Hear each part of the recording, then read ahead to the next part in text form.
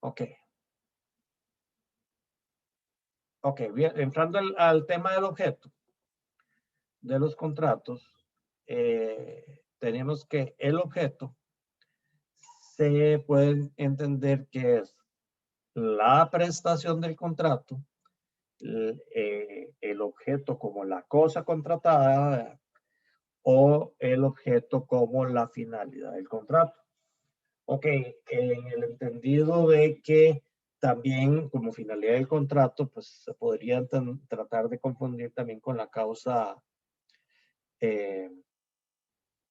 la causa final, pero volvemos a lo mismo, todo es un acuerdo entre voluntades que tienden a una finalidad. Entonces, ¿cómo explicar cada uno de los elementos y tratar de diferenciarlos entre sí? Pues no deja de ser complicado. Ok.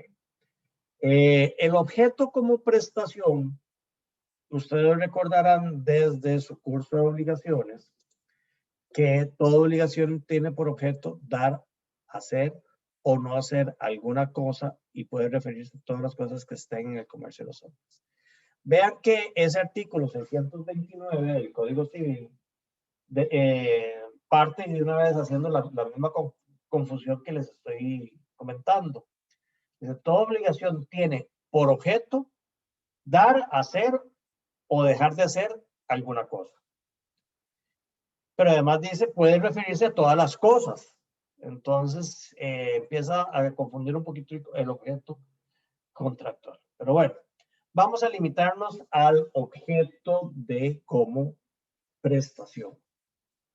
El objeto como prestación se refiere a que la prestación es el objeto de exigencia de la obligación, en este caso del contrato.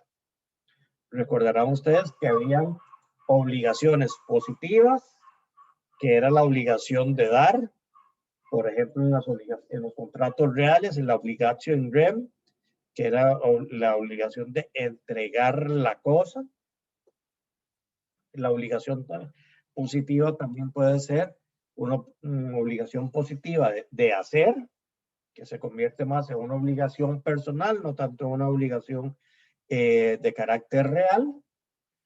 Y teníamos también la obligación negativa de no hacer, que en su momento hemos puesto como ejemplo, por ejemplo, un contrato de confidencialidad donde las partes se comprometen a no divulgar una determinada información importante de su contraparte. ¿Ok? ¿Estamos claros? El objeto también se conoce como cosa. ¿Ok? La cosa. La cosa es el chunche, el bien material por el cual contratamos. Ese objeto cosa, que también habla el 262, tiene varios elementos que la conforman, varios requisitos, varias circunstancias. Primero, la cosa debe existir. Es decir, es inexistente o el contrato cuya cosa es inexistente. Perdón la cacofonía, pero es que quisiera que realmente nos centremos en ese término existencia. Ok, es inválido el contrato cuyo objeto sea inexistente. Ok, no existe ese contrato. Y es que no quiero entrarle justamente al tema de la validez. Por eso es que quería insistirles en la cacofonía. Porque si el contrato no existe, si el objeto no existe el contrato, no existe esa obligación. Ok. Eh, si nos vamos al tema de validez y empezamos a hablar un poquito más de lo que vamos a ver dentro de un par de lecciones sobre los efectos del contrato y si los contratos son válidos o no. Recapitulando un poquito aquel famoso falsea, de muy buena memoria para todos, espero, en cuyo caso vamos a determinar si el contrato es válido, eficaz, eficiente, etc. ¿Ok? Entonces, es un elemento esencial del contrato que el objeto exista. Si el objeto no existe, no existe contrato. ¿Estamos claros? Ok. Por ejemplo, el artículo 287 del Código Civil dice: en virtud del derecho de usufructuar las cosas, pertenecen al propietario todos los frutos, industriales o civiles, que ellas produzcan ordinaria o extraordinariamente. Es decir, que aquí el objeto del contrato no necesariamente existe al momento de hacer la contratación, pero puede llegar a existir. Entonces, vamos a ver, no es necesario que el objeto exista en su momento, pero puede llegar a existir. Les ponía yo en su momento, y lo voy a repetir, no importa, en su momento, un ejemplo de una acción de un club que se iba a construir en Torre Mercedes. En el penthouse, en los últimos pisos de Torre Mercedes, cuando estaba terminándose de construir la torre, empezaron a ofrecer acciones para participar en un club que se llamaba Casa Magna. Iba a estar allá en los últimos pisos de la Torre Mercedes. Iba a ser más o menos un club unión. Iba a ser un club de ciudad donde iba a haber salas de reuniones para las personas que quisieran irse a reunir ahí, donde iba a haber también una parte de gimnasio, saunas, salones de pool, restaurantes, bares, en fin, un club de ciudad.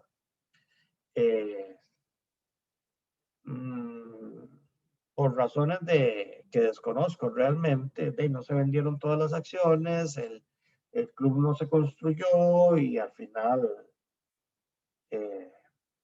bueno, la acción se volvió como un título de un pedazo de papel porque nunca existió el club.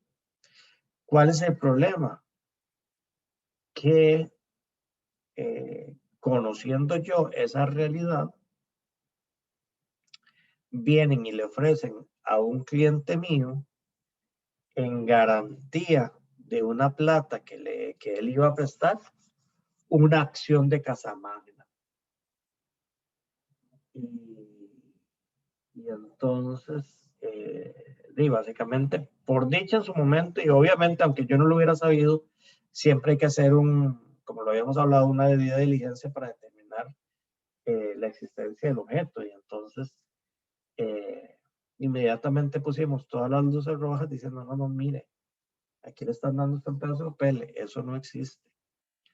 Entonces, bueno, aparte del tema delictivo del asunto, el tema ilegal, el contrato hubiera sido inexistente. ¿Por qué? Porque aunque el título existe, la esencia del título, la esencia de la acción, no existía dentro del mercado. Entonces, en virtud de eso, el contrato era inválido. Ya habíamos hablado que las cosas tenían que tener un valor pecuniario. Y es tan esencial del contrato porque si ustedes recordarán, y estoy seguro que su memoria está mucho mejor que la mía, si ustedes recordarán, cuando discutimos que qué era un contrato y habíamos hablado del famoso acuerdo de voluntades y empezamos a discutir, bueno, tantos acuerdos de voluntades son realmente contratos. Habíamos hablado que si un acuerdo, que si el matrimonio era un contrato, y habíamos hablado que habíamos dicho varios ejemplos de acuerdos de voluntades,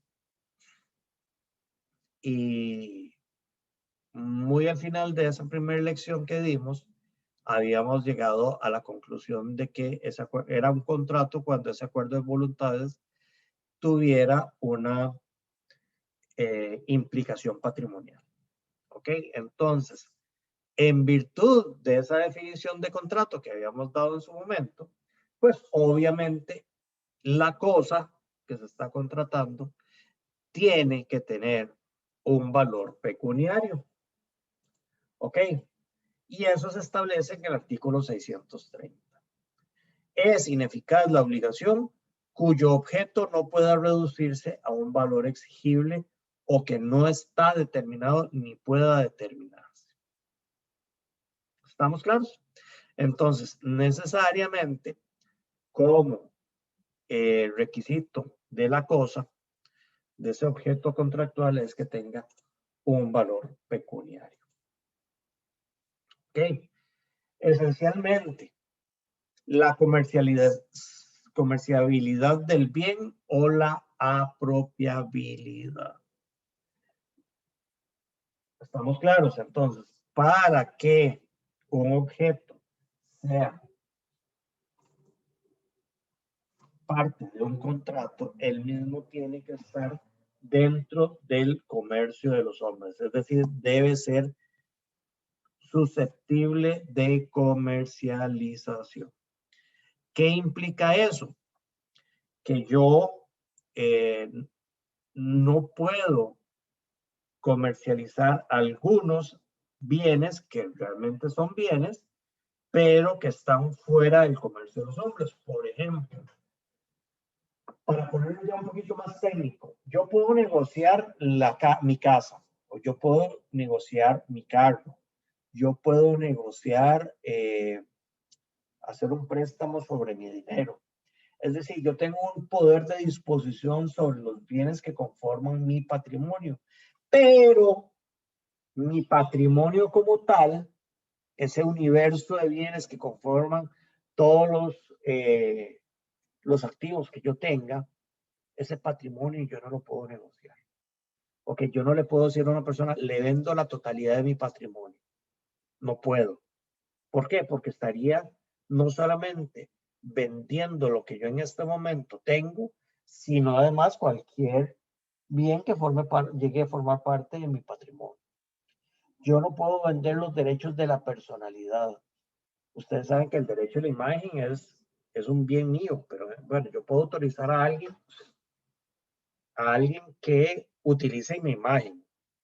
Es más, de hecho, yo incluso podría autorizar a esa persona para que lucre con mi imagen.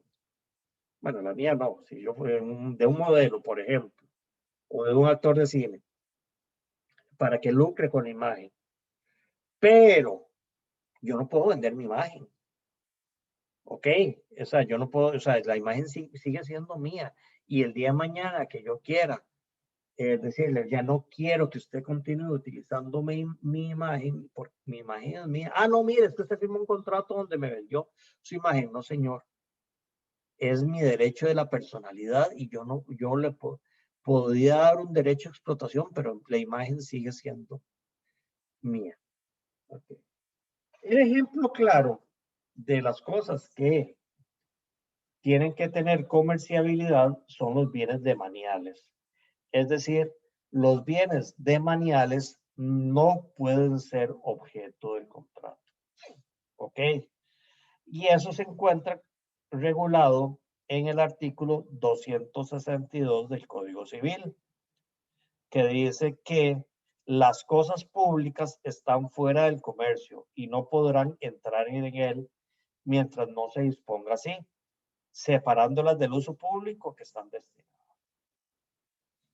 Ok, el patrimonio nacional es propiedad de todos los costarricenses. Bueno, yo ando vendiendo la parte que me corresponde a mí del Parque Central. No se puede.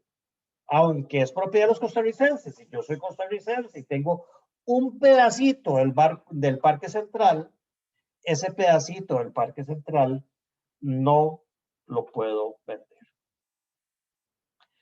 Ok, entonces, se consideran dentro del comercio aquellas cosas cuya enajenación no fuera expresamente prohibida o no depende su enajenación de una autorización pública. ¿Esto qué quiere decir? Bueno, pues que obviamente están fuera de comercio todas aquellas cosas cuya venta esté prohibida. ¿Ok? Y cuando estamos hablando de que esté prohibido, también podríamos estar hablando no solamente de la prohibición por ley, sino también alguna prohibición convencional. ¿Ok? No solamente los bienes demaniales, sino que en su momento, por ejemplo, no se le pueden establecer limitaciones a la propiedad en contratos onerosos, pero en contratos gratuitos sí. Si yo vengo y le dono la casa a una fundación de interés social, yo le puedo poner como limitación que no venda la casa o no venda la propiedad por un término de 20 años o 10 años. ¿Ok? En ese sentido, ese bien sale del comercio de los hombres. ¿Entra dentro del patrimonio de la fundación de bien social? Sí. Okay, pero salió del comercio de los hombres porque en virtud del contrato de donación, ese bien no puede ser comercializado. Okay. Por el momento vamos entendiendo bien. Ya todo esto es básicamente repasar de todo lo que ya hemos visto, poniéndole alguna nota importante, pero básicamente lo mismo que ya todos ustedes saben. Ok. El objeto como cosa también tiene que ser cierto. Es decir, tiene que tener una existencia autónoma. Entendiendo por existencia autónoma que tiene que estar debidamente designado. Ok, le compro un animal, le compro el mueble, le compro una pintura. Ok. Por ejemplo, bueno, el ejemplo típico, le compro el potrillo que va a tener aquella yegua, ¿se acuerdan? Que ya es un ejemplo que ya hasta cansado los tengo de eso. Bueno, en ese sentido, aunque el potrillo en este momento no está bien determinado, sí va a ser susceptible de determinación de ser cierto. ¿Ok? Entonces, la certeza o la existencia autónoma es aquella característica de las cosas que se cuentan, se pesan o se miden. Es decir, son susceptibles de determinación. ¿Ok? O por lo menos su determinación puede ser aproximada. ¿Y a qué me refiero? En que yo me comprometo a entregarles a ustedes la gasolina que ustedes gasten en el mes, o en 2 meses o en 3 meses. ¿Cuánto van a gastar? No sé. No sé cuánto van a gastar, si se van a ir a la playa todos los fines de semana o se van a quedar en San José, o si en la mañana ustedes en época de pandemia no salen de la casa y entonces no gastan casi nada de gasolina o andan para arriba y para abajo. Ok. Eso, el objeto no está determinado, pero es susceptible de determinación. O sea, sabemos que es toda la gasolina de un mes. Entonces, esa es el nivel de contratación o el nivel de exigencia o de determinabilidad del contrato. Ok. Habíamos hablado de que los contratos de que los objetos tienen que ser posibles. Ok. Y en la posibilidad estamos hablando de que tengan que ser posibles físicamente y legalmente. Y espacio legalmente, ¿verdad? Por ejemplo, yo no puedo contratar con una persona no vidente a que me pinte un cuadro, que no lo puedo hacer, existe una imposibilidad física para eso, por más de que cuando habíamos hablado del tema de la capacidad jurídica, la ley de igualdad de oportunidades decía que no existían incapacidades físicas. Bueno, por más que eso, yo no puedo contratar con un ciego para que me pinte un cuadro, un retrato, sobre todo. Todavía el cuadro podría tratar de imprimir, de pintar alguna imagen que tenga impresa en su memoria o qué sé yo, pero si es un ciego de nacimiento, ¿cómo hace para pintar un cuadro o pintar un retrato? Existe una imposibilidad física para que el objeto se pueda materializar. De igual forma, existe una imposibilidad legal. Por ejemplo, yo no puedo contratar a un médico para que practique un aborto, porque aunque físicamente sí podría hacerlo, es total y absolutamente ilegal. ¿Ok? Entonces, estamos determinando que el objeto tiene que ser posible física y legalmente. Para eso nos referimos al artículo 631 del Código Civil. Es ineficaz la obligación que tenga por objeto una cosa o acto que fuera física o legalmente imposible. La imposibilidad física debe ser absoluta y permanente y no temporal ni relativa con respecto a la persona que se obliga. Ok, eso es la imposibilidad física.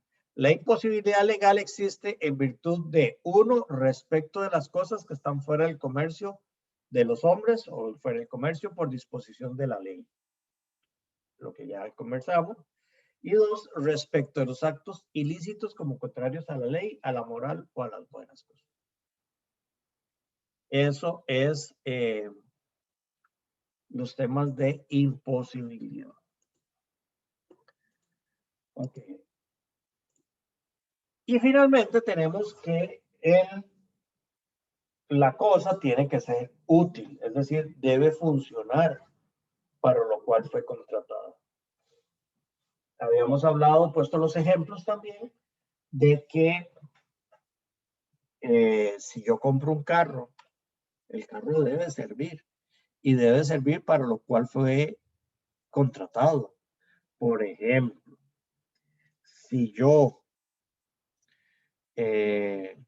compro un carro y un ejemplo que una vez, por absurdo que sea, fue un ejemplo de la vida real, resulta que era un muchacho con los ahorros de su vida, compra un carrito aquí humildito y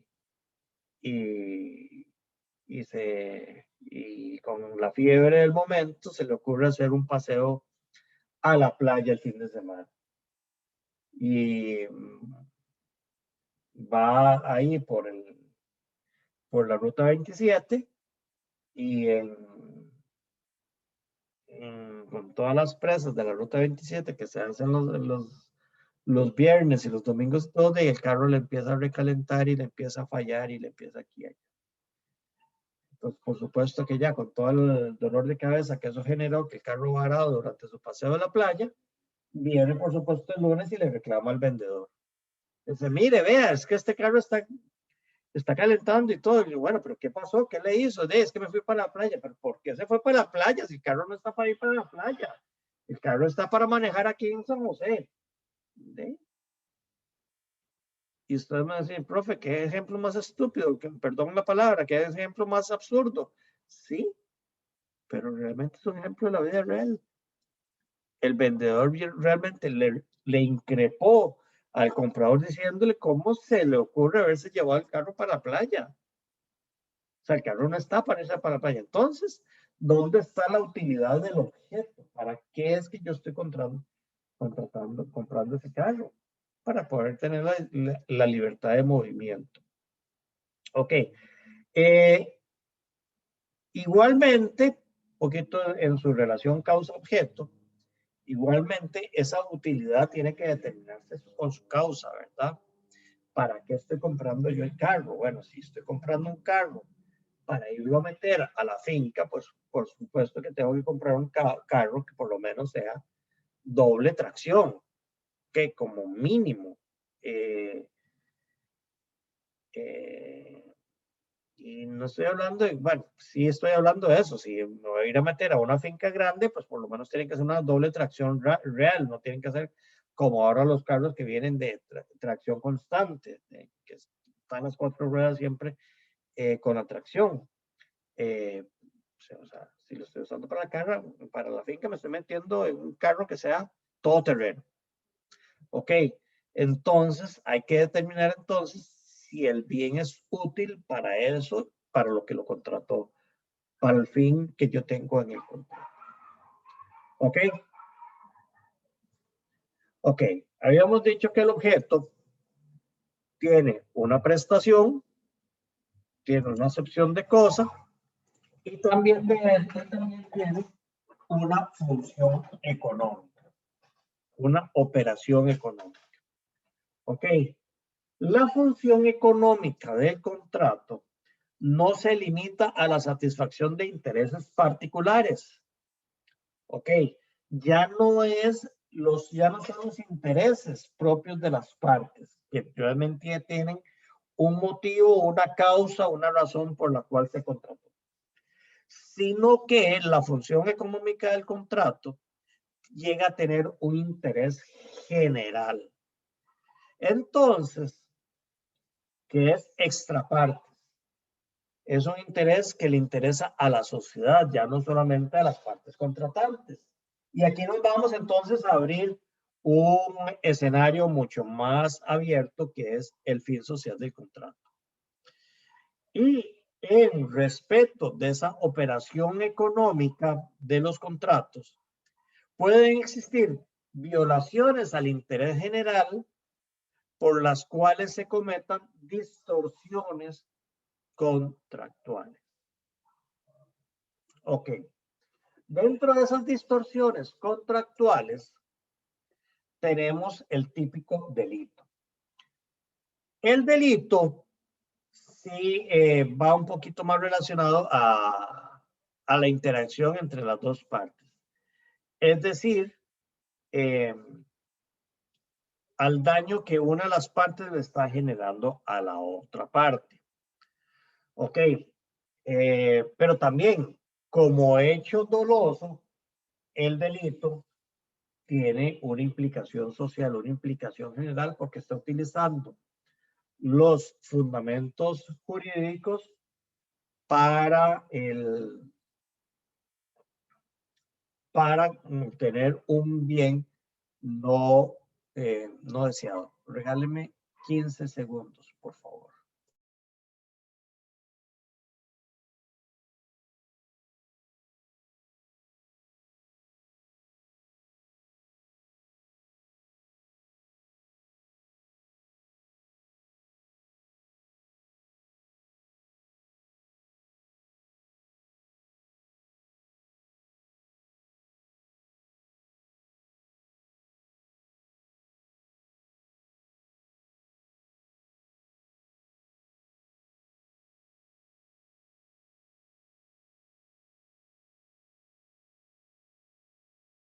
Ok, disculpen. Ok. Recuerden, como ya habíamos hablado, que el delito penal es diferente del delito civil. El delito penal es aquella acción típica, antijurídica y culpable. El delito civil carecía de la atipicidad, pero sí tenía un grado de antijuridicidad. El delito civil se encuentra en el segundo párrafo del artículo 805. Leámoslo, en fin. Los pagos efectuados por una causa futura que no se ha realizado o por una causa que ha dejado de existir, o los que han tenido lugar en razón de una causa contraria a la ley, el orden público, a las buenas costumbres, o los que han sido obtenidos por medios ilícitos, pueden ser repetidos. ¿Recuerdan la repetición de los pagos? ¿Ok? Es decir, volver a repetir, no era volver a hacer, sino que era volver a pedir. ¿Okay? Sin embargo, si el objeto del contrato constituye un delito o un hecho contrario a las buenas costumbres común a ambos contratantes, ninguno de ellos tendrá acción para reclamar el cumplimiento. Es decir, si ambas partes sabían que estaban cometiendo un delito, el contrato se tiene por válido, o por lo menos por irrepetible. A diferencia del primer párrafo y el último párrafo, donde la parte inocente sí puede tener ese derecho de repetición. Si solo uno de los contratantes fuera culpable, podrá el inocente reclamar lo que hubiera prestado sin estar obligado a su vez a cumplir lo que hubiera prometido. Es decir, la parte culpable del delito es la que pierde sus derechos. De igual forma, el artículo 844 dice, la nulidad absoluta, lo mismo que la relativa, declaradas por sentencia firme, dan derecho a las partes para ser restituidas al mismo estado en que se hallarían si no hubiese existido el acto contrato nulo. Siempre que la nulidad no sea por lo ilícito del objeto o de la causa del delito, en cuyo caso no podrá repetirse lo que se ha dado o pagado sabiendo que estaba cometiendo. ¿Estamos claros? Ok, entonces vean el tema del delito. Aquí vamos un poquito más en cuanto a la acción antijurídica, que es de interés general, pero afecta también los términos de contratación de las partes. Es una distorsión contractual. Como segunda distorsión contractual tenemos el fraude de ley, que ya lo habíamos visto en este curso. Ok, que se encuentra regulado en el artículo 20 del Código Civil.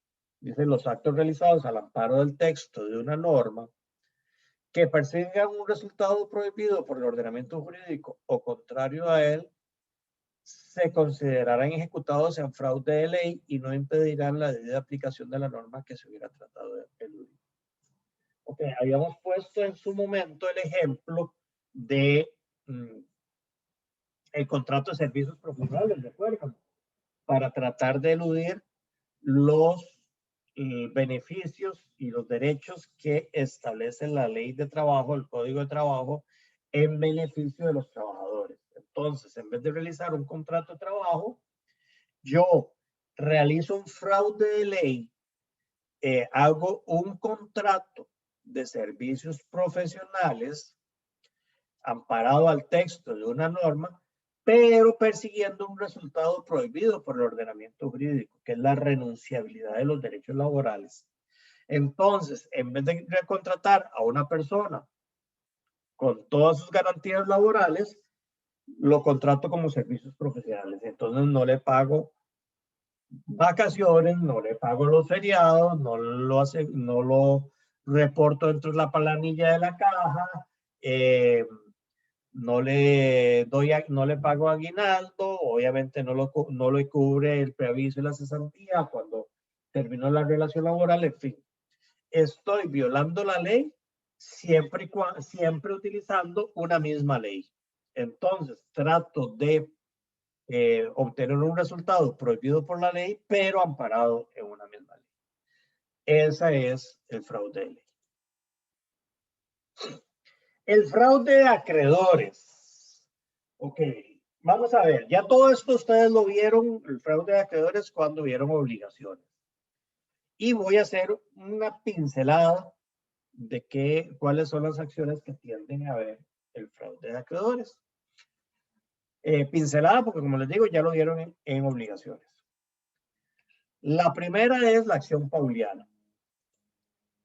La acción pauliana es el derecho que tienen los acreedores para pedir la revocación de los actos realizados por el deudor en fraude y daños de sus derechos de crédito.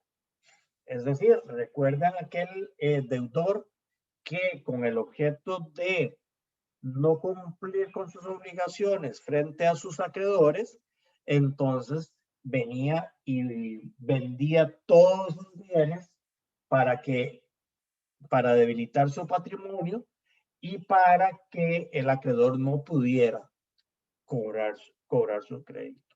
El ejemplo que habíamos visto en su momento de que vengo yo, ya sienten de toda la tarjeta de crédito, el banco, Instacredit, Credit y todos los acreedores, para no ponerle ningún adjetivo, vienen y me van a rematar la casa. Entonces vengo yo y le traspaso la casa a mi mamá. Entonces, bueno, la acción pauliana viene a tratar de corregir ese fraude de acreedores. ¿Para qué? Para pedirle al juez la revocación de esa compraventa que es totalmente inexistente, que está totalmente viciada y que se realizó en fraude de acreedores. ¿Ok? La naturaleza de la acción pauliana es que es un derecho personal, no real. ¿A qué me refiero con esto? Existen obligaciones personales que no tienen una garantía real. Si tuviera una garantía real, como en el caso del examen, estamos hablando de que yo tengo una hipoteca. Entonces la hipoteca garantiza mi obligación. Entonces no importa si el vendedor vende la casa. ¿Por qué? Pues yo tengo una hipoteca sobre su finca o sobre algún otro bien que garantiza mi obligación. Entonces es un derecho personal en el cual el deudor responde con su patrimonio personal. Ok. No es una acción de nulidad, que ya casi la vamos a ver. No es una acción de nulidad, ¿por qué? Porque el negocio en principio es válido. El malintencionado es el deudor que traspasó los bienes, pero el comprador no estaba en contubernio con ese vendedor para debilitar su patrimonio, sino simplemente no es un contrato que sea que sea nulo. ¿Ok? Es subsidiaria, es decir, primero debe haberse agotado el cobro para posteriormente venir a decir, bueno, como no existen bienes en los cuales yo pueda cobrarle con otros bienes del patrimonio, entonces solicito la acción pauliana para que se reviertan todos los traspasos de bienes que el deudor hizo con anterioridad. Ok, es una acción rescisoria porque lo que viene a hacer es venir a indemnizarme los daños y perjuicios que yo estoy sufriendo por la imposibilidad de cobrar mi crédito. Es decir, es una acción que impugna o rescinde un negocio jurídico válido y eficaz del deudor con el tercero. ¿Ok? Esa es la acción pauliana. ¿Qué requisitos tiene la acción pauliana? Debe existir una insolvencia objetiva o un empobrecimiento real del patrimonio del deudor. ¿Ok? En un contrato válido, el deudor empezó a vender todos sus bienes. ¿Para qué? Para debilitar el patrimonio del deudor. Se hace en perjuicio del acreedor y claro, por supuesto, en el momento en que se debilita el patrimonio del deudor, es en grave perjuicio del acreedor. El deudor debe conocer su insolvencia, es decir, el deudor debe estar claro que los bienes que le quedan en el patrimonio son insuficientes para honrar la obligación que tiene con su acreedor. Cosa distinta sería que yo tengo suficientes bienes en mi patrimonio para honrar la deuda que yo tengo al acreedor, entonces puedo libremente disponer de mi patrimonio, pero por algún azar del destino, alguno de esos bienes se pierde. Entonces, ahí en ese momento entré en una insolvencia, pero no era que en el momento que yo realicé el traspaso de los bienes conocía mi insolvencia, no, yo tenía bienes suficientes para responderle frente a la deuda, pero por un hecho, por el azar,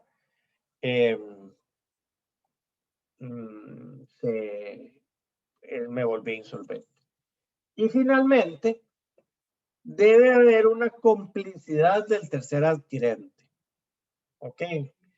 Y este tema de la complicidad del tercer adquirente se los pongo entre comillas porque no siempre existe. Si existiera una complicidad del tercer adquirente, estaríamos hablando de una acción de nulidad. ¿Y por qué estaríamos hablando de una acción de nulidad? Porque el vicio estaría en la voluntad. No habría una voluntad real porque el tercer adquirente sabe que la voluntad de traspasar no existe, sino que es una voluntad para defraudar a los acreedores. Ok, esto es un poquito de refrescar la memoria con respecto al curso de obligaciones. Acción por simulación. La acción por simulación, o más bien la simulación, es representar o hacer parecer alguna cosa fingiendo o imitando lo que no es. Ok, entonces estamos fingiendo una compraventa, estamos traspasando todos los bienes a mi hermano. ¿Para qué? Para defraudar al acreedor, para que el acreedor no pueda hacerse con mis bienes. La simulación es la declaración de un contenido de voluntad que no es real. Obviamente, a estas alturas del curso, y ustedes saben que eso es un vicio de la voluntad.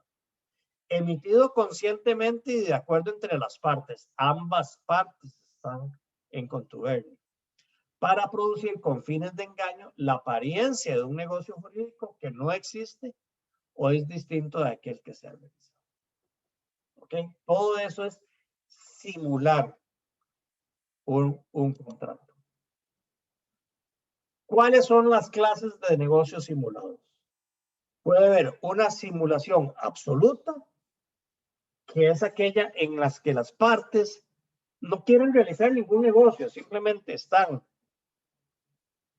tiñendo de un contrato, de un negocio válido, una operación que no es válida, una operación que no existe, que no quieren realizar. Realizan su manifestación de voluntad, sí, pero no quieren aceptar sus consecuencias. Es decir, si existe una compraventa donde existe un vendedor, donde existe un comprador y ambas partes declaran que el primero le vende su casa en la suma de 100 millones de colones y el comprador dice que acepta y paga los 100 millones de colones, pero en realidad el comprador no tiene la intención de comprar la casa. Es más, quien sigue viviendo en la casa es el vendedor. Es más, quien sigue pagando los impuestos de la casa es el vendedor. El comprador no le cobra arrendamiento al vendedor. Es más, de hecho, el comprador tiene su casa y aún no teniéndola, no se pasa a vivir a la casa que recién acaba de comprar del vendedor. Y entonces, bueno, si usted si usted no tiene casa y compró casa y deja que el anterior propietario siga viviendo, pues por supuesto que usted lo que está haciendo es simulándome el contrato. Ok. Ese es el contrato absolutamente simulado. En la simulación relativa existe una simulación absoluta del contrato que no es lo mismo que un contrato absolutamente simulado. Okay, vean el juego de palabras. En el contrato absolutamente simulado es que no existe contrato. Todo el contrato no existe. ¿Ok? En la simulación absoluta del contrato nos estamos hablando de una simulación relativa. Es decir, se oculta el verdadero sentido del contrato. ¿A qué me refiero? Hago un contrato con el fin de disfrazar otro contrato. Por ejemplo,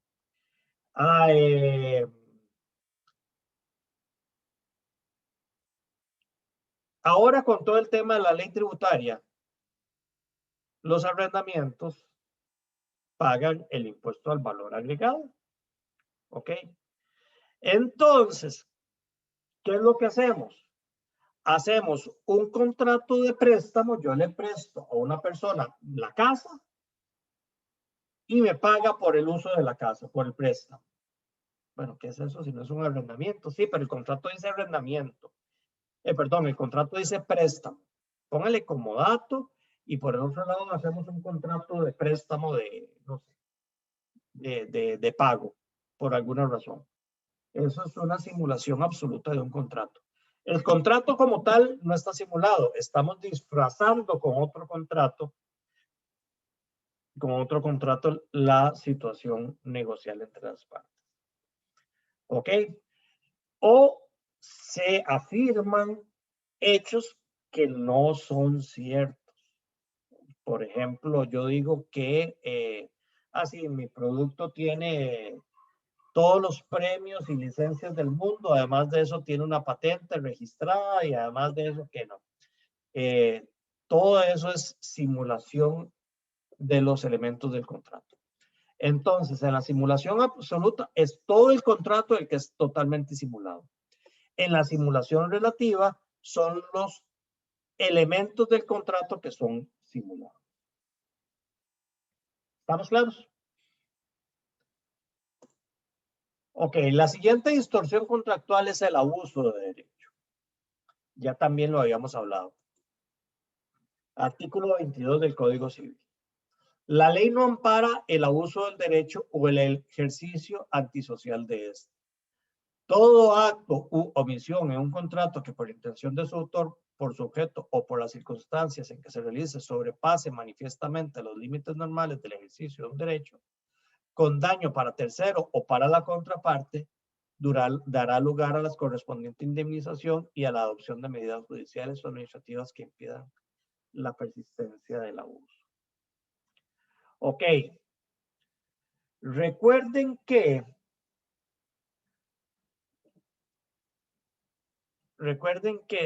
los derechos subjetivos tienen un fin como tal. Si echan ustedes el cassette para atrás, a sus mozos años en que estaban iniciando esta bella carrera y que estaban en introducción al derecho, se acordarán que su profesor de introducción al derecho les hablaba de los valores jurídicos y les hablaba del bien común que tiene que tener el derecho.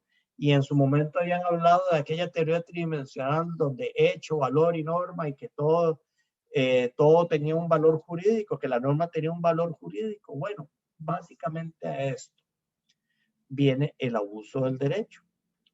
Los derechos subjetivos tienen valores, tienen un fin teleológico, un fin social.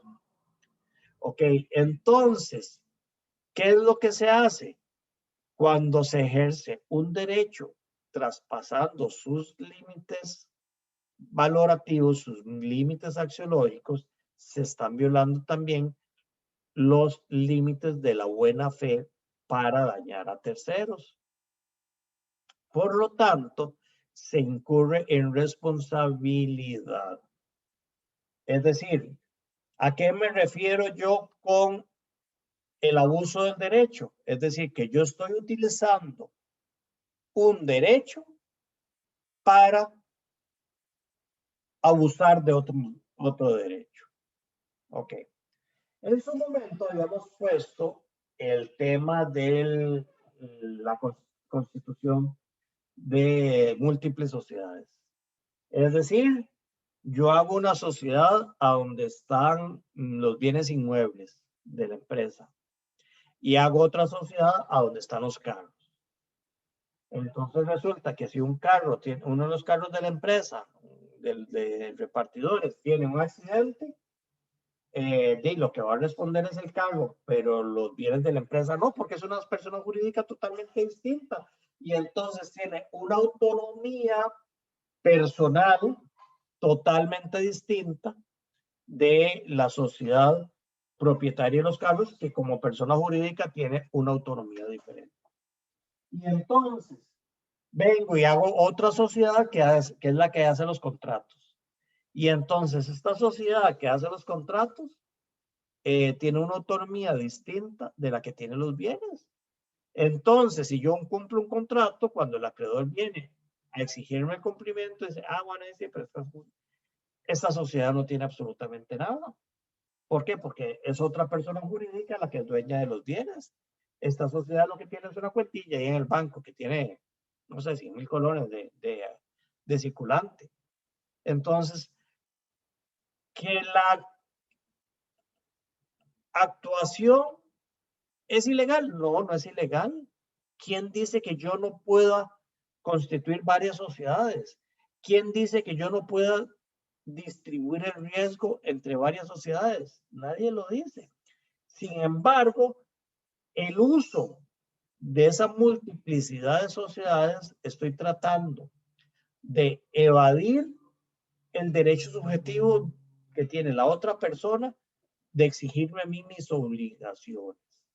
Es decir, estoy utilizando mi derecho de constituir sociedades, que es un derecho legítimo, es un derecho real, en perjuicio de otras personas. ¿Ok? Es el abuso del derecho. Finalmente tenemos las prácticas monopolísticas. Este sí tiene un poquito más de fin social. Ok, las prácticas monopolísticas están contenidas en la Ley de Promoción de la Competencia y Defensa Efectiva del Consumidor. Si la memoria no me falla, creo que es la número 74-72, pero no me haga mucho caso. Ok, hay prácticas monopolísticas absolutas y prácticas monopolísticas relativas. Entonces ustedes, como abogados expertos en contratos, pueden venir a decir, bueno, es que yo puedo realizar contratos de acuerdo a mi libertad contractual según me lo he hecho el profesor de contratos. Sí, claro. Pero esos contratos que yo estoy realizando pueden llegar a tener distorsiones contractuales. Y una de esas son las prácticas monopolísticas. Por ejemplo, fijar, elevar, concertar o manipular el precio de compra o venta en el que son ofrecidos o demandados los bienes o servicios en los mercados. Ok. Resulta que como práctica monopolística, yo vengo y yo soy, para ponerle nombres, pongámosle nombres, no importa, yo soy Dos Pinos. Y resulta que yo como Dos Pinos tengo el monopolio de la leche, porque al final aquí han venido sendas compañías de productoras de leche. En su momento, hace muchos años estuvo Borden, hace poquito estuvo, ahí está otra, bueno, hay otra compañía de origen mexicano también, productora de leche, incluso Cervecería Costa Rica empezó a comercializar leche y ninguna ha podido venir a quitarle el monopolio del mercado a la leche. Exacto, el Hayes, el Lala, esta compañía mexicana Lala. Ok, entonces, puede venir Dos Pinos después y decir, bueno, resulta que voy a hacer una restricción de la oferta del mercado de leche. Y entonces empiezo a vender menos leche al público consumidor. Entonces, por una ley de oferta y la demanda, pues por supuesto que la gente que tiene los chiquitos que necesita darle leche, entonces empieza a incrementarse el valor de la leche. Pero entonces, esa especulación que está realizando Dos Pinos es una práctica monopolística. ¿Qué es un contrato? Sí, es un contrato donde una de las personas comerciantes que ofrece para la venta leche dice unilateralmente, yo no voy a poner tantos litros de leche a la venta, sino que voy a poner la mitad. Voy a desabastecer el mercado para que la gente tenga que pagar más, se sienta más inclinada por la elasticidad precio de la leche, a pagarme más por la leche y así yo gano más. Ok, eso es una práctica monopolística. Por ejemplo, práctica monopolística es, hace algunos años, cuando las cableras no estaban tan difundidas, antes de la liberalización de las telecomunicaciones, las compañías que en ese momento estaban, que básicamente eran Tigo, la actual Tigo, y Cabletica, que eran las dos compañías que únicamente estaban, no existía cable, obviamente no existía streaming, no existía nada, o sea, eran nada más cableras, y resulta que se pusieron de acuerdo y se distribuyeron el mercado. Entonces, Tigo se encargaba de ofrecer servicio de televisión por cable a las zonas de Escazú, Santana, Villa Colón, Pavas y a las zonas de San Pedro, Curriabat, Tres Ríos. Y Cabletica se distribuyó el mercado en el que Cabletica iba a vender, ofrecer la televisión por cable a las zonas de Moravia y Guadalupe y a las zonas todo lo que es la parte de Atillos, Desamparados, los barrios en el sur de la capital. ¿Ok? ¿Qué implicaba eso? Eso es una práctica monopolística, porque al final estaban distribuyéndose el mercado entre las dos diciendo quién vende qué y cómo lo vende. Entonces me obligaban a mi consumidor a únicamente, si yo vivía en Escazú, a contratar a Tigo, y si vivía en Moravia, a contratar a Cabletica. No tenía opciones. Como ya las tengo hoy, después de la ley de telecomunicaciones, pues obviamente con la apertura, ya entraron primero otras operaciones, otras cableras, pero además de esos se trajeron abajo estas prácticas monopolísticas. ¿Que son distorsiones del mercado? Sí. ¿Que son contratos? Sí. ¿Que son válidos? Pues sí. Desde el punto de vista estricto, contractual, como hemos venido viendo en este curso, sí son válidos. Pero tienen un fin que atenta contra el mercado, contra los fines del contrato. Son distorsiones contractuales. Prácticas monopolísticas relativas, ahí las tienen un montón en el artículo 12. Y les traigo aquí como ejemplo, si quieren ahí con su tiempo la leen. Hace unos años, de hecho fue el caso en que yo estuve ahí participando, hace unos años Coca-Cola, que realmente es un gigante de las bebidas gaseosas, Pepsi Cola tenía una participación muy relativa en el mercado. De hecho, estaba por desaparecer Pepsi Cola. A Pepsi Cola la salvó en el momento en que una operación inmobiliaria que hizo Cervecería Costa Rica, donde compró el hotel de Playa Conchal y otros inmuebles, de rebote terminó comprando la franquicia de la Pepsi. Entonces ya con el músculo financiero de cervecería, pues fortaleció un poquito más la presencia de Pepsi. Pero bueno, el punto es que en ese momento prácticamente Coca-Cola era la única que existía en el mercado. Estaba Big Cola también ingresando, pero también con una participación de mercado creciendo, pero muy, muy, muy baja. Entonces Coca-Cola con su poderío llegó y empezó a poner de las típicas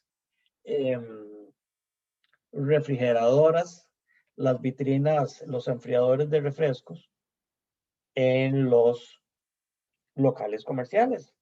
Benditos enfriadores bien pintaditos en rojo con las letras en blanco que decían Coca-Cola. Y venía Coca-Cola a firmar un contrato con cada uno de los comerciantes, con cada uno de los pulperos, con cada uno de los abastecedores, con cada uno de las personas a quienes les ponía el enfriador de Coca-Cola y les decía, ve, este es un enfriador de Coca-Cola y únicamente puede poner productos de Coca-Cola en él. Es decir, usted tiene una obligación de no hacer. Usted no me puede poner ni Big Cola, ni Pepsi Cola, ni siquiera leche, ni fresco leche, ni nada. O sea, estos refrigeradores son exclusivos para Coca-Cola. Cualquiera de ustedes me puede decir, sí, profe, eso es un contrato válido. Sí, definitivamente es un contrato válido.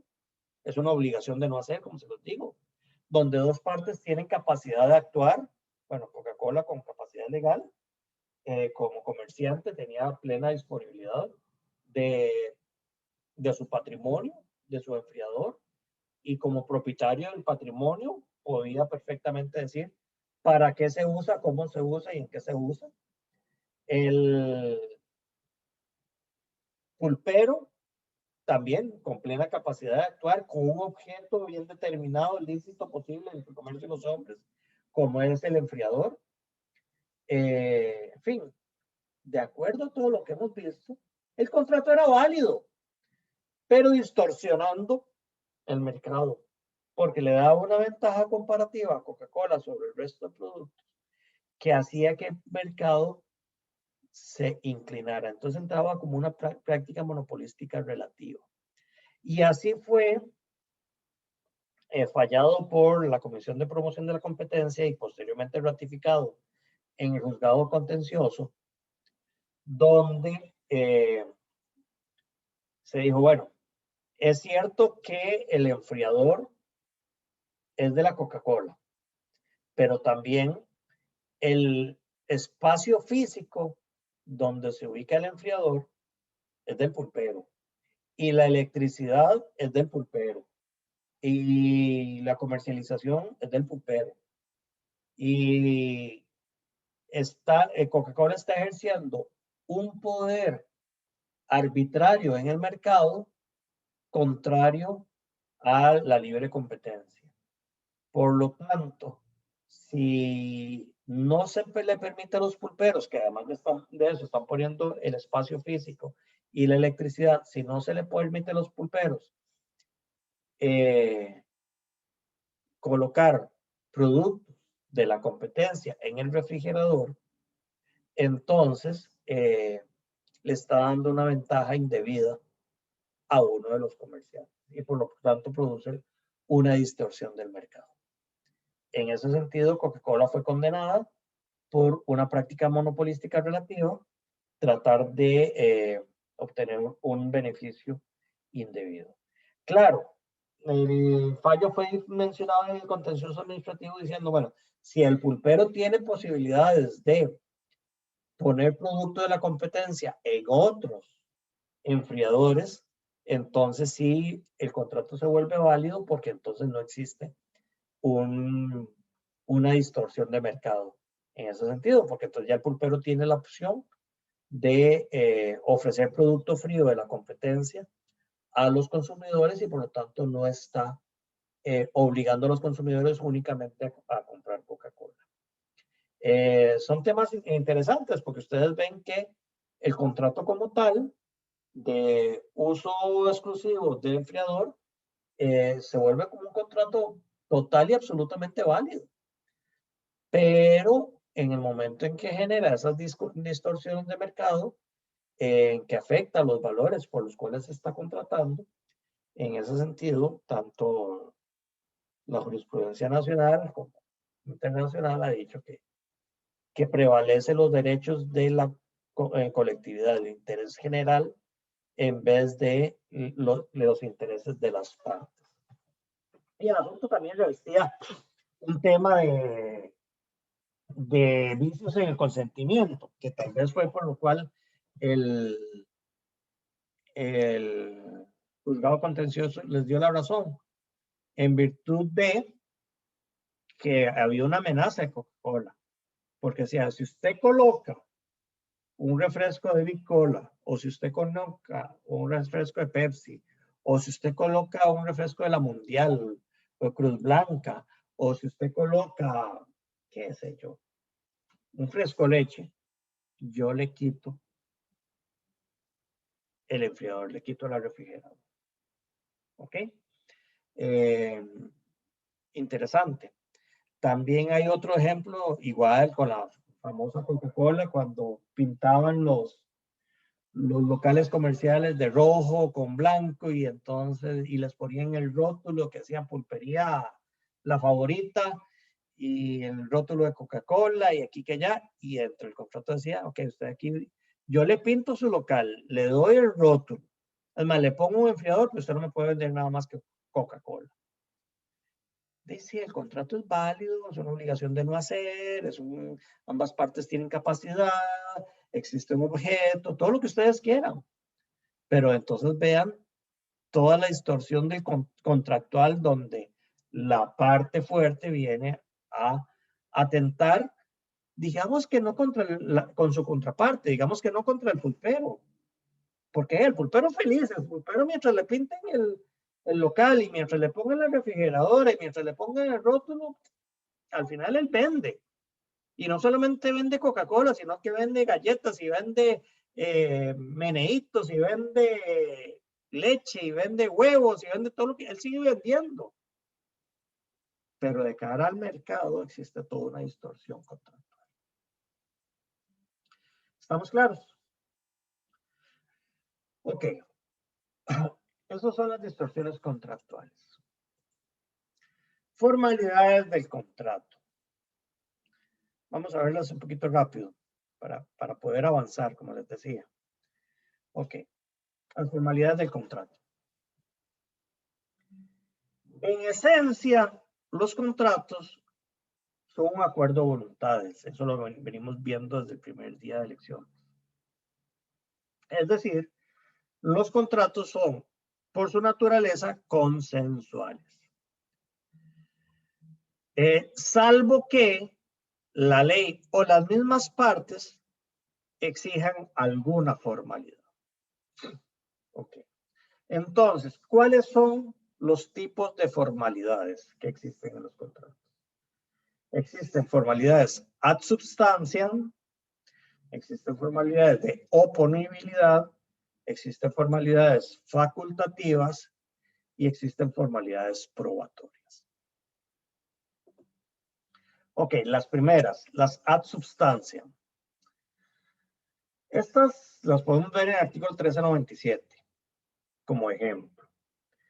Las formalidades ad substantiam son un requisito esencial del negocio jurídico.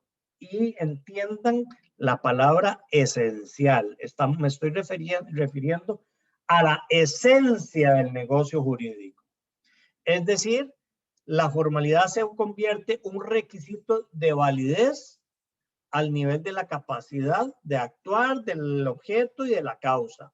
Es decir, con la misma importancia de que se realiza un contrato sin capacidad de actuar, en cuyo caso sería nulo, en la misma importancia de que el objeto debe existir, en cuyo caso sería nulo, en la misma importancia de que la causa para contratar exista, en cuyo caso sería nula, como vamos a ver con la acción pauliana y la acción de simulación. Ok, con esa misma importancia, la solemnidad se vuelve parte del contrato. Es un requisito esencial, es decir, de la esencia del contrato. Ok, por ejemplo, la donación verbal solo se admite cuando ha habido tradición y cuando se trate de bienes muebles cuyo valor no pase de 250 colones. O sea, ustedes pueden donar. Yo no sé si podrían donar un lapicero, regalar un lapicero. Ok. Significa que el regalo que el novio y la novia les hicieron, ustedes lo están usurpando. Es decir, ustedes se lo están robando. Porque yo me imagino que su novio o su novia les dio un regalo superior a los 250 colones. Ok. Ok. La donación de bienes muebles cuyo valor exceda esa suma y la de inmuebles debe hacerse en escritura pública. Eso es un requisito esencial y continúa diciendo el código. Faltando ese requisito, la donación es absolutamente nula. Es decir, es un requisito ad substantiam. En su sustancia, el contrato deja de existir. ¿Ok? Ejemplo, el artículo 635. Del Código de Comercio. Ahí no lo dice, pero es del Código de Comercio. El fideicomiso se constituirá por escrito, mediante acto intervivos o por testamento. Las causales de indignidad que consagra el Código Civil se aplicarán al fideicomisario. Ok. Empieza. el fideicomiso se constituirá por escrito. A partir de ahí, el fideicomiso existe si existe un contrato escrito de fideicomiso. Si no, no existe fideicomiso. Si no, llámense contrato de administración, llámense lo que sea, pero no es contrato de fideicomiso. Ok. Existen formalidades de oponibilidad. Perdón, un segundito. Aló. Aló. Aló. Hola, Karen. Estoy en clases. La llamo dentro de una media hora, por favor. Ok. Perdonen, pero es que me han llamado ya 5 veces, entonces prefería que me dejara llamar. Formalidades de oponibilidad. Ok, ¿cuáles son estas formalidades? Son aquellas en las que el negocio jurídico es válido entre las partes. A diferencia de las formalidades ab substancia, que si faltaba alguna solemnidad, el contrato no existía. Aquí, en estas formalidades de oponibilidad, el negocio jurídico sí es válido, sí existe entre las partes, pero no es desconocible para terceros. ¿Ok? Entonces, no puede ser opuesto a terceros. Para eso el artículo 267 del Código Civil nos dice, para que la propiedad sobre inmuebles surta todos los efectos legales, es necesario que se halle debidamente inscrita en el Registro General de la Propiedad. ¿Ok? Entonces, y se complementa un poquito también con el artículo 455. Dice, los títulos sujetos a inscripción que no estén inscritos no perjudican a terceros si no es de la fecha de su presentación al registro. ¿A qué me refiero? A que un contrato de compraventa sobre una casa de habitación, si nos vamos por el artículo, aquel famoso artículo 1049 que ya ustedes se saben de memoria, que la compraventa es perfecta desde que existe acuerdo entre cosa y precio, el contrato de la casa de habitación es válido desde que existe acuerdo entre cosa y precio. Es válido entre las partes desde que existe acuerdo entre cosa y precio. Sin embargo, para efectos de que pueda ser oponible a terceros, es imprescindible que esté inscrito en el registro. Con las consecuencias que ello implica. ¿Qué significa? Que si no está inscrito en el registro, por lo menos presentado, puede venir un acreedor embargante y aunque el vendedor o el propietario que figura en el registro ya no sea el propietario real porque hubo un contrato de compraventa, lo que dice el registro es lo que vale. Entonces, para efectos de oponibilidad, lo que dice el registro es lo que vale. Ok. Por aspectos de tiempo, me voy a saltear el 1251, que después lo vamos a comentar un poquitito. Tenemos las formalidades facultativas. Las facultativas son aquellas formalidades cuya fuerza vinculante proviene de la voluntad de las partes. Hace un rato habíamos hablado de que las formalidades provenían de la ley. Sí, pero recuerden que por virtud del artículo 1022 del Código Civil, el contrato es ley entre las partes. Entonces, tenemos como ejemplo algunas cláusulas contractuales donde dice que cualquier modificación al contrato tenga que ser otorgada por escrito. Entonces, una modificación a un contrato que no esté otorgada por escrito, pues no existe modificación al contrato. Sí, don Pablo. Profe, ¿ese artículo de qué cuerpo normativo es? El 1022 del Código Civil. No, el 37. Ah, ok, es que todavía no he llegado ahí. Estoy haciéndole la introducción. Ya casi le llego. Ok. Entonces, una cláusula de modificación de un contrato, si el contrato dice que cualquier modificación al contrato debe ser otorgado por escrito, entonces, si yo modifico tácitamente un contrato, entonces esa modificación entre las partes no es válida. ¿Por qué? Porque tiene que ser otorgada por escrito, necesariamente. Y es una formalidad facultativa que las partes se impusieron. Ok. El artículo 37 de la Ley de Resolución de Conflictos establece que las partes facultativamente pueden imponerse obligaciones. Y entre esas está la cláusula compromisoria de arbitraje. Es decir, el tribunal arbitral tendrá por competencia exclusiva para decidir sobre las objeciones referentes a su propia competencia y sobre las objeciones respecto a la existencia o validez del acuerdo arbitral.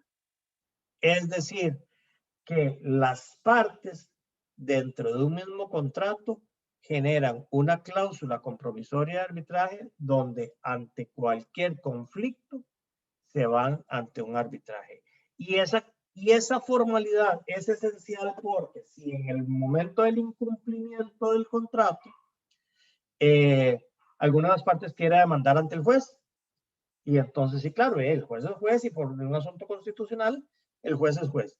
Sin embargo, si el contrato tiene una cláusula compromisoria de arbitraje, entonces las partes no pueden ir ante el juez, sino que tienen que ir ante un árbitro.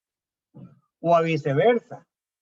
Si las partes quieren ir a un árbitro, pero no existe una cláusula compromisoria de arbitraje, el árbitro no puede actuar por falta de competencia, porque la competencia se le da una formalidad facultativa que las partes tienen que imponer dentro del contrato. ¿Estamos claros? Entonces son formalidades facultativas que se las generan las partes en virtud de su acuerdo de voluntades. ¿Estamos? Y finalmente tenemos formalidades probatorias. Las formalidades probatorias no se refieren ni a la validez del contrato, ni a la oponibilidad frente a terceros, aunque de cierta manera sí, sino que se refiere a la demostración de su existencia, de la existencia del contrato.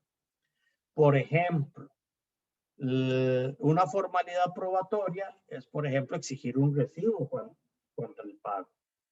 Ok, es una formalidad de prueba. Para efectos de prueba, nos referimos al Código Procesal Civil, y en este es el artículo 45. Esta ha sido una crítica que a nivel doctrinario ha sido hecha constantemente, en el tanto de que la prueba debería ser un tema de fondo. O sea, el valor probatorio, el análisis de la prueba debería ser un tema de fondo, no del proceso como tal. Determinar qué es una prueba, su presunción de autenticidad, qué es un documento público, qué es un documento privado, no es un tema tan procesal. Aunque obviamente yo necesito la prueba para los efectos procesales, realmente se ha considerado que los artículos de prueba de los códigos procesales son más del Código Civil que el Código Procesal Civil. Sin embargo, ya desde antes toda la prueba estaba regulada en el Código Civil, con el Código de Procesal Civil de 1989 se sacó todo el capítulo, se derogó todo el capítulo de prueba del Código Civil y se mandó para el famoso Código Procesal Civil. Ok, el nuevo, que ya no es tan nuevo, el Código Procesal Civil, viene trayendo toda esta regulación de prueba y dice la prueba documental como formalidad de los contratos. Entonces, los documentos públicos y los privados admitidos tácito o expresamente se presumen auténticos y válidos mientras no se pruebe lo contrario. ¿Ok? Entonces, son formalidades probatorias. ¿Por qué? Porque hay ciertos contratos que requieren que sean otorgados por documentos. Así como lo acabamos de hablar hace un momento de oponibilidad, para efectos de prueba, yo necesito demostrar por vía documental, ya sea por documento público o por documento privado, la prueba. perdón, los elementos y las consecuencias del contrato. Y a ese punto hay que, si ustedes quieren que un contrato sea plena prueba, e incluso casi que a nivel de título ejecutivo, obviamente la tasación de pruebas, que si usted le habla a un procesalista, no existe tasación de prueba, pero definitivamente los documentos públicos tienen una tasación de prueba mucho mayor. ¿Por qué? Porque básicamente lo que dice el notario público, el fedatario público, tiene fe cierta, incluyendo no solamente las escrituras públicas, sino también las certificaciones de contador público autorizado que tiene fe pública. Entonces, no podemos oponer a un documento privado un documento público. De hecho, el documento público va a tener una tasación mayor. ¿Estamos claros? Y entonces se nos vuelve como formalidades probatorias que son necesarias para el contrato, pero no se refieren realmente a la validez del mismo, como son las formalidades absustancias, ni se refieren a la oponibilidad, sino se refieren a la prueba, fundamentalmente a la existencia. Ok, perfecto. ¿Alguna duda? ¿Alguna pregunta? Esto era un poquito también recapitulando los temas de obligaciones y que ya hemos visto al inicio de este curso para ir avanzando con el programa y ya tratar de empezar a entrarle a temas de efectos contractuales, incumplimientos y otro tema ya adelantado. Ok, ¿estamos bien? Todo bien, profe. Bueno, Sí, estamos entonces, claros. muchísimas gracias y nos vemos nos oímos el viernes, si Dios quiere. Gracias. Muchas gracias, profe. Gracias. Muchas gracias.